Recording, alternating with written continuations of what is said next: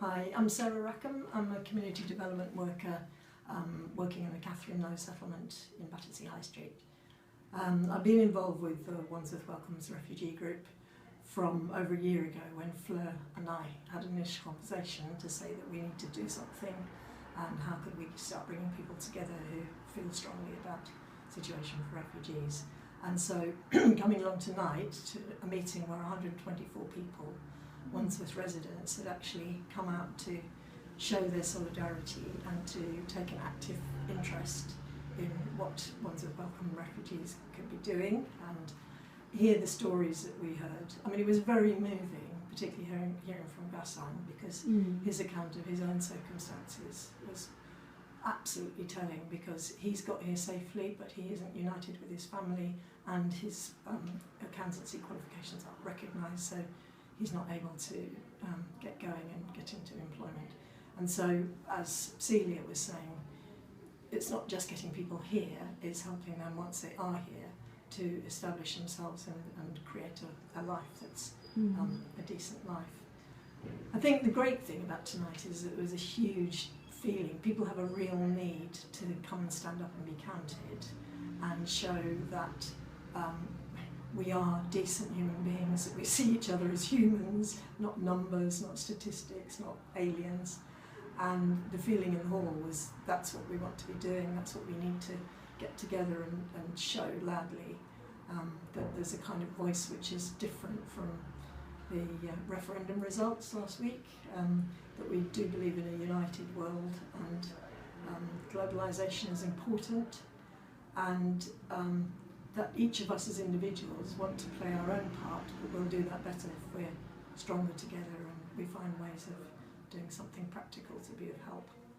So how can people at home support Wandsworth Welcomes refugees? In all sorts of ways. I mean, one suggestion is this thing about trying to get funding for Oyster cards, because if we can get Oyster cards to give out, especially to the young people, we work with refugees in our community centre, and often they can't go for job interviews or can't go to interviews about college places and so on, because they haven't got the money to travel. So getting Oyster cards donated. This is a very wealthy borough, and we really should be able to find ways of getting something as practical as that in place. The other thing is about people opening their own homes and providing accommodation, which may need to be sort of short-term arrangements. Clearly there'd have to be systems in place about what happens in a longer-term circumstance for these families or individuals if people open up their own homes. I think the fact that Wandsworth Council are planning to take a position to say that they will welcome 10 refugees coming to the borough, but that they have to go into private rented accommodation, is a very difficult one, because they're in one way showing a willingness to do the right thing, but the reality is Wandsworth is such a wealthy borough, market rents are so high, ridiculously high in the private sector, that actually even to find 10 affordable places is going to be a very, very difficult thing to do, and I'm not too sure how we're going to set about that. So in one way the council can show like they're doing the right thing, but in reality they're not actually doing anything other than saying,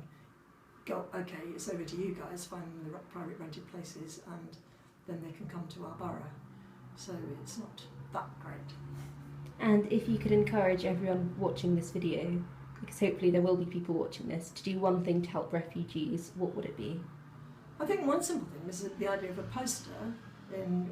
the appropriate languages that most of refugees are going to be coming from, having posters in our windows in our own homes that make a public statement saying, we as individuals welcome refugees into our neighbourhood.